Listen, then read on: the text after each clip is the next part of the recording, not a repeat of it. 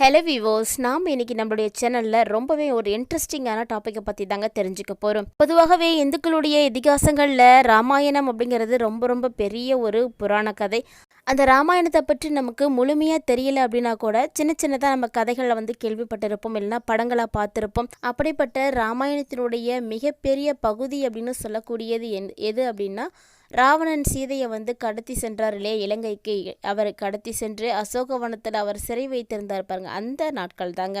அப்படி சீதையை சிறை வைத்திருந்த அந்த அசோகவனம் தற்போது எந்த நிலையில இருக்கு, மேலும் சீதைக்காக வடிவமைக்கப்பட்டிருக்கக்கூடிய ஆலயத்தினுடைய சிறப்புகளை பற்றியும் தாங்க இந்த பதிவில் நம்ம தெளிவாக தெரிஞ்சுக்க போகிறோம். வீடியோக்குள்ளே போகிறதுக்கு முன்னாடி நீங்கள் இன்னும் நம்ம சேனலை சப்ஸ்கிரைப் பண்ணாமல் இருக்கீங்கன்னா மறக்காமல் சேனலை சப்ஸ்கிரைப் பண்ணிக்கோங்க. கூடவே பக்கத்தில் இருக்கிற பெல் ஐக்கானையும் கிளிக் பண்ணிக்கோங்க.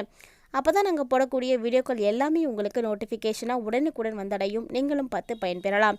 இப்போ வாங்க வீடியோக்குள்ளே போகலாம். ராமாயணத்தில் சீதையை ராவணன் கடத்தி சென்று இலங்கையில் சிறை வைத்ததாக கூறப்படக்கூடிய அசோகவனம் இன்று சீதா எலிய என அழைக்கப்பட்டுருக்குங்க. அதாவது அசோகவனம் அப்படின்னு ராமாயணத்தில் அழைக்கப்பட்ட அந்த ஒரு பகுதி இலங்கையினுடைய மத்திய மலைநாட்டு பகுதி அப்படின்னு சொல்லப்படுது. அதாவது மலையகத்தினுடைய நுவரெலியா நகரில் இருந்து சுமார் 5 கிலோமீட்டர் தூரத்தில் தாங்க பதுளை வீதியில் இந்த அசோகவனமானது அமைக்கப்பட்டிருக்கு. அதாவது அசோகவனம் அப்படின்னு அழைக்கப்பட்ட சீதா எலிய காணப்படுது. உலகிலேயே சீதை அம்மனுக்கு கோவில் அமைத்த பகுதியாக இந்த பகுதி வரலாற்றில் மிகப்பெரிய இடம் பிடித்திருப்பது குறிப்பிடத்தக்கதுங்க. நுவரெலியாவில் இருந்து பிதுலா பிரதான வீதி ஊடகம் வழியாக செல்லும் பொழுது வீதியினுடைய இடது புறத்தில் இந்த கோவில் அமைஞ்சிருக்கு. மலையக தொடர்கள் மற்றும் கங்கை அப்படின்னு இயற்கையோடு தொடர்புடைய இந்த கோவில் அமைந்திருக்கக்கூடியது ரொம்ப ரொம்ப விசேஷமான அம்சம்னு கூட சொல்லலாங்க. ராவணன் சீதையை கடத்திட்டு சுமார் 11 மாதங்கள் இந்த அசோக வனத்தில் தான் மறைச்சு வச்சிருந்தாரு. சீதையை தேடி அனுமன் இலங்கைக்கு வருகை தந்து அசோகவனத்தில் சீதையை கண்டுபிடித்து அவரை முதலாக சந்தித்ததாக கூறப்படக்கூடிய பகுதியில் தான் சீதைக்கு அம்மன் ஆலயமானது அமைஞ்சிருக்கு. அனுமனுடைய பாதம் அப்படின்னு கூறப்படக்கூடிய அடையாளம் ஒன்று சீதை அம்மன் கோவிலுக்கு அருகில் கல்லூன்றில் காணப்படுதுங்க. அந்த இடத்துல தான் சீதையை அனுமன் சந்திக்கும் கூடிய வகையிலான உருவச்சிலையும் வடிவமைச்சிருக்காங்க. அது மட்டும் இல்லாமல் சீதை நீராடியதாக கூறப்படக்கூடிய அழகிய கங்கை ஒன்றும் ஆலயத்தை அண்மைத்து செல்லுது அப்படின்னு கூட சொல்லலாம். ஆலயத்திற்கு வருகை தரக்கூடிய பக்தர்கள் இந்த புனித நீரில் நீராடுவது, கை கால்களை கழுவுதல் போன்ற செயற்பாடுகளை எல்லாம் செய்துட்ருக்காங்க.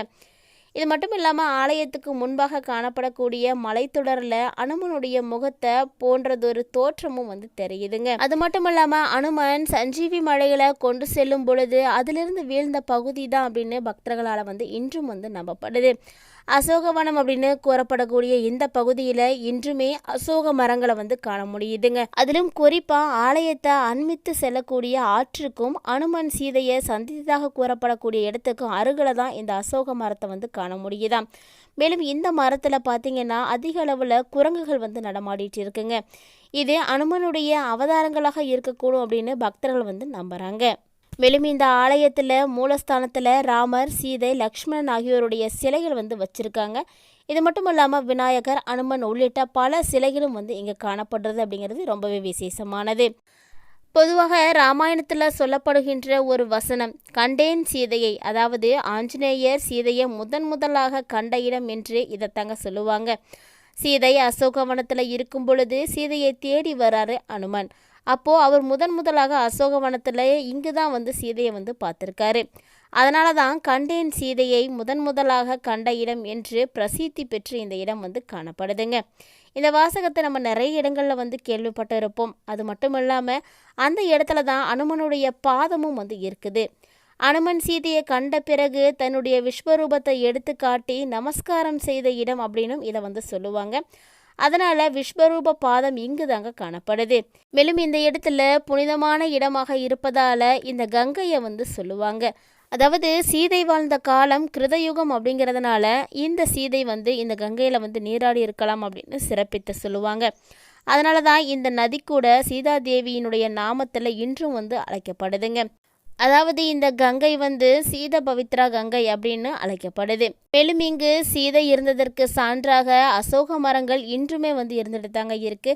அது ஒவ்வொன்றுமே உன்னதமான சிறப்பு அப்படின்னு கூட வந்து சொல்லலாம். மேலும் அசோகவனத்தில் இந்த மூர்த்திகள் எல்லாமே சுயம்பு விக்கிரகமாக கண்டெடுக்கப்பட்டது அப்படின்னு சொல்கிறாங்க. சுயம்பு அப்படின்னாலே தன்னிலையாக உருவானவை அப்படின்னு சொல்லுவாங்க. அந்த வகையில் ராமர், சீதை, லக்ஷ்மணன் ஆகியோருடைய சிலைகள் சுயம்பு விக்கிரகங்களாக எடுக்கப்பட்டது தாங்க இந்த இடம். அதனால தான் இந்த இடம் ரொம்பவே பிரசித்தி பெற்று வந்து காணப்படுது. மற்ற ஆலயங்களில் பார்த்தீங்கன்னா விக்கிரகங்கள் வந்து பிரதிஷ்டை வந்து செய்யப்பட்டிருக்கும். ஆனால் இந்த ஆலயத்தில் 2 மூலஸ்தானங்கள், ஒன்று பிரதிஷ்ட மூர்த்தியாகவும் மற்றொன்று சுயம்பு மூர்த்தியாகவும் வந்து இருக்குது. இதனால் இங்கு வரக்கூடிய பக்தர்களுடைய எண்ணிக்கையும் அதிகரிச்சிருக்குங்க. சீதை அம்மன் கோவிலில் வழிபாடுகளை எல்லாம் நடத்துவதற்காக உள்நாட்டில் இருக்கக்கூடிய பக்தர்கள் மட்டும் இல்லாமல் வெளிநாட்டு பக்தர்களும் வந்து அதிக அளவில் வந்து வருகை தராங்க. இந்திய பக்தர்கள் இந்த ஆலயத்திற்கு அதிக அளவில் வருகை தருவது குறிப்பிடத்தக்கது. குறிப்பாக இந்தியாவினுடைய வடக்கு பகுதியை சார்ந்த பக்தர்கள் அதிக அளவில் இங்கு வருவதை வந்து காண முடியுது. இதை பற்றி இங்கு கோவிலுக்கு வரக்கூடிய பக்தர்கள் பிபிசியிடம் அவர்களுடைய கருத்துக்களையும் வந்து பகிர்ந்திருக்காங்க. அதாவது ராமர், சீதை மற்றும் அனுமனை பற்றி நிறைய கேள்விப்பட்டிருக்கிறோம். நாங்கள் ராமாயணம், அதில் உள்ள சுந்தரகாண்டம் ஆகியவற்றை வந்து படித்தும் இருக்கிறோம். எனக்கு சிறு வயதில் இருந்தே இலங்கைக்கு வந்து அசோகவனம் ஆகிய இடங்களை பார்வையிட வேண்டும் அப்படின்ற ஆவலும் வந்து இருக்குது. ஆனால் அந்த கனவுகள் எல்லாம் தற்போது நினைவாகி இருக்குது அப்படின்னு சொல்லியிருக்காங்க. அது மட்டும் இல்லாமல் அசோகவனத்தை பார்த்துட்டேன், இது ரொம்ப நல்ல பாசிட்டிவ் ஒரு எனர்ஜியை வந்து கொடுக்குது அப்படின்னும், நான் இங்கே வந்து அரை மணி நேரத்திற்கு மேலாகுது, ஆனால் இங்கிருந்து எனக்கு செல்வதற்கே மனம் வரவில்லை அப்படின்னு சொல்லியிருக்காங்க. நாங்கள் அனுமனுடைய காலடிகளை எல்லாம் கண்டு அதில் கை வைத்து வணங்கியிருக்கோம் அப்படின்னும், அப்படி வணங்கும் பொழுது எங்களுடைய கண்களில் நீர் திரண்டது நாங்களே வந்து பார்த்துருக்கோம். மேலும் நாங்கள் ராமர், சீதை, அனுமன் ஆகியோரோட வேண்டுவதை வந்து அவர்கள் வந்து பூர்த்தி செய்வார் அப்படின்னு அந்த பக்தர்கள் எல்லாருமே வந்து சொல்லியிருக்காங்க. மேலும் இந்த கோவிலுக்கு வருகை தரக்கூடிய மற்றும் ஒரு பக்தர்களான விஜயவாடாவை சேர்ந்தவர் என்ன சொல்லியிருக்காரு அப்படின்னா, நாங்கள் அசோகவனத்தை தரிசிப்பதற்காக வந்திருக்கோம். சீதை 1 வருட காலம் ராமனுக்காக காத்திருந்த இடம் இது. இந்த இடத்திற்கு வந்து தரிசித்ததை நாங்கள் பாக்கியமாக வந்து கருதுகிறோம் அப்படின்னும், சீதாதேவி எங்களை ஆசீர்வதிப்பதாக கருதுகிறோம் அப்படின்னும், அசுரர்களுக்கு மத்தியில் காட்டில் தைரியமாக இருந்து பெண்களுக்கு முன்னுதாரணமாக திகழ்ந்திருக்கக்கூடிய அப்படின்ற பற்றியும் சொல்லியிருக்காங்க.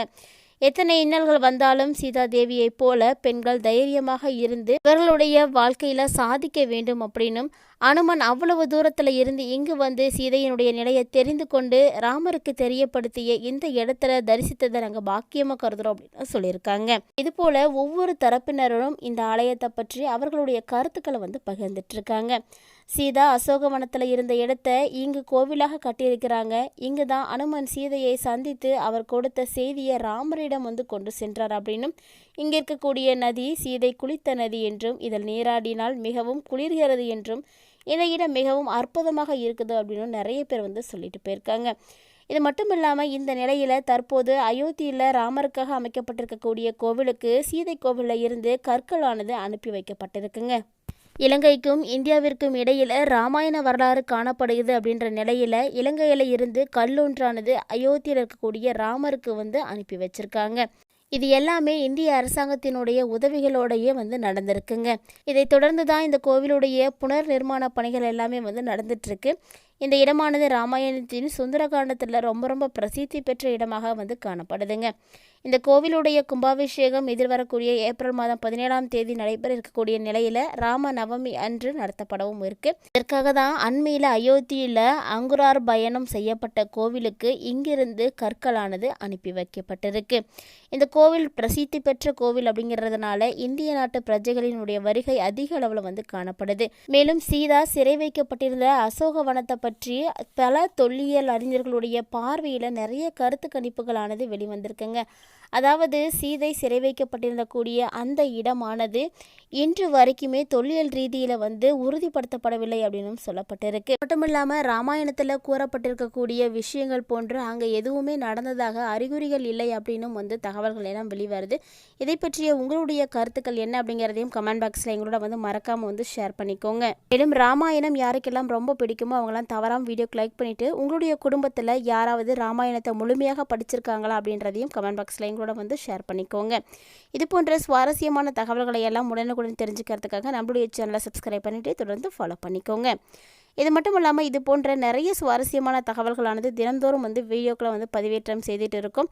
இன்னும் நீங்கள் நம்ம சேனலை பார்க்கல அப்படின்னா சேனலை விசிட் பண்ணி வீடியோக்களை எல்லாம் பார்த்து பயன்பெற்றுக்கோங்க. மேலும் இந்த பதிவில் கூறப்பட்டிருக்கக்கூடிய தகவல்கள் பயனளிக்கக்கூடிய வகையில் இருக்குது அப்படின்னா மறக்காமல் உங்களுடைய நண்பர்களோடும் உறவினர்களோடும் ஷேர் பண்ணிக்கோங்க. மீண்டும் இது போன்ற சுவாரஸ்யமான தகவல்களோட மற்றொரு பதிவில் சந்திக்கலாம்.